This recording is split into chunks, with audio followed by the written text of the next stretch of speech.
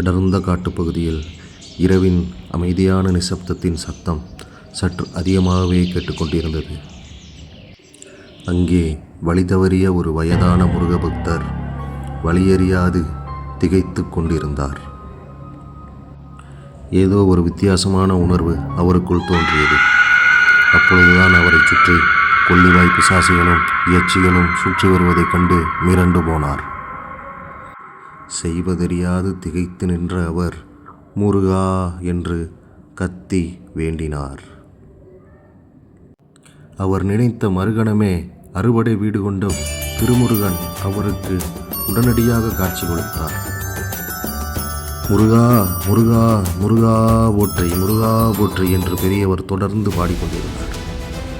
வேலவன் தன் கையிலே வேலை ஏந்தி சுற்றி இருந்த அத்தனை தீய சக்திகளையும் அழித்து ஒழித்தார். அந்த பெரியவர் தன் பிறவி பயனை அடைந்தேன் என முருகன் காலடியில் சரணடைந்தார்.